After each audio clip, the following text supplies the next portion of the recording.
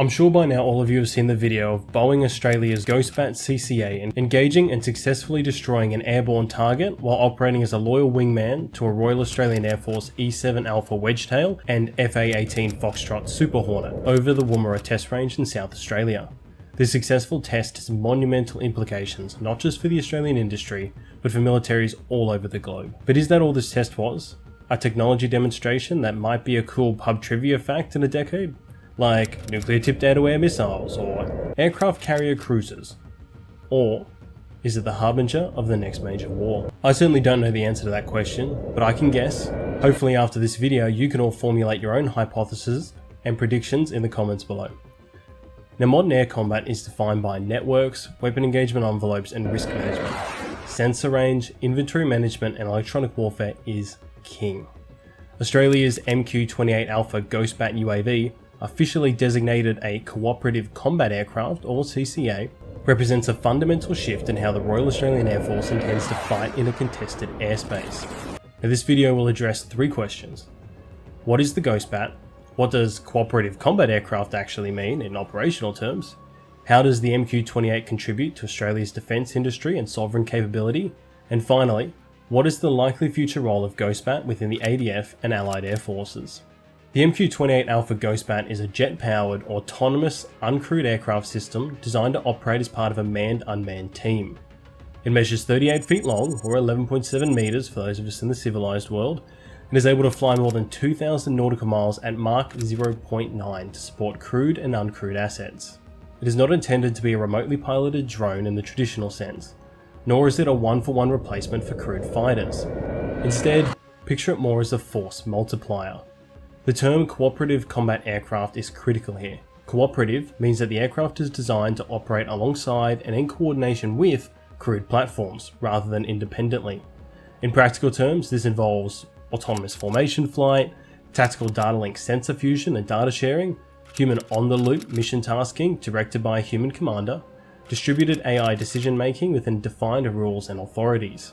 The Ghostbat's AI-driven autonomy allows it to fly ahead of crewed aircraft to extend sensor range, operate inside environments where the assessed risk level is too high for manned assets, execute pre-planned mission behaviour while adapting to changes in the battle space, and execute pre-planned mission behaviours while adapting to changes in the battle space.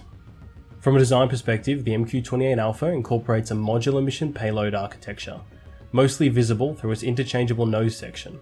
This allows rapid reroll between ISR, or Intelligence, Surveillance and Reconnaissance, electronic support and attack, communications relay, and future combat augmentation roles. Now, the aircraft has already demonstrated autonomous formation flight and integration with other platforms, and has now finally demonstrated a critical key to all cooperative combat aircraft, air-to-air engagement capability. These trials are significant. They indicate a transition from a technology demonstrator to an operationally relevant system.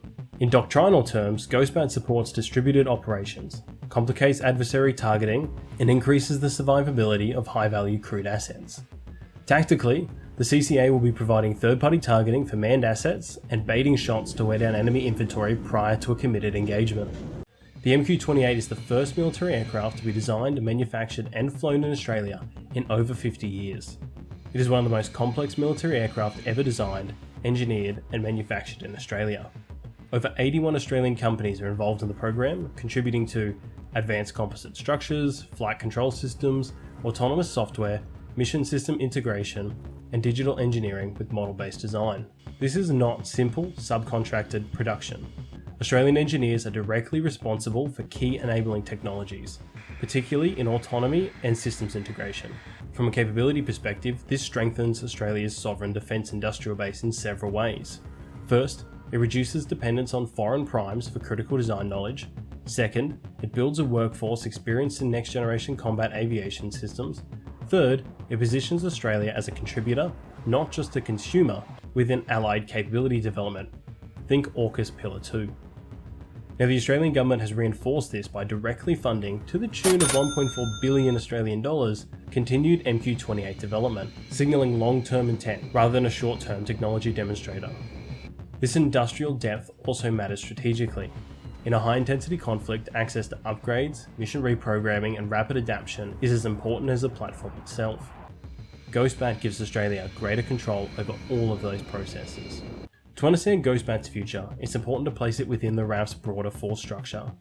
The MQ-28 is intended to complement platforms such as the F-35 Alpha Lightning II, the E-7 Alpha Wedgetail, and the FA-18 Foxtrot Super Hornet, in addition to future long-range strike and surveillance systems. In this context, alongside the MQ-4 Charlie Triton, GhostBat can perform roles that would otherwise consume limited crewed aircraft hours, increase risk to pilots, or require multiple platforms to achieve the same effect. As autonomy matures, future CCAs may operate in coordinated groups, sharing sensor data and allocating tasks dynamically under human supervision. This aligns with emerging concepts of manned-unmanned teaming, where the human remains the decision authority, but machines can execute at machine-like speed. The current MQ-28 Alpha should be viewed as a baseline capability, not the final form. It is not known at this time whether the current design will be pushed into full-scale production. Future developments are likely to include increased range, endurance, expanded payload capacity, enhanced electronic warfare and strike capabilities, and greater autonomy within clearly defined command frameworks. There is the growing discussion of next generation CCAs, potentially larger and more capable, or smaller and expendable, designed from inception to operate in highly contested environments against peer adversaries. The South Koreans were even experimenting with their adaptable aerial platform, a CCA controlling smaller UAVs, allowing one KF-21 to control up to 20 semi-autonomous aircraft.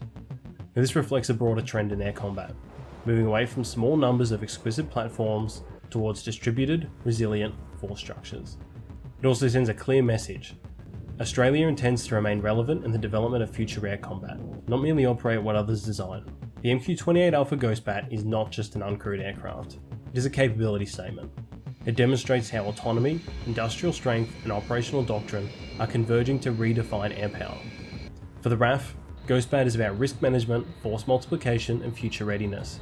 For Australian industry, it represents a rare opportunity to shape, rather than follow, global defence trends. And for modern air warfare, it confirms that the future will not be purely manned or unmanned, but cooperative. If you found this analysis useful, subscribe for more defence-focused content. Thank you for watching.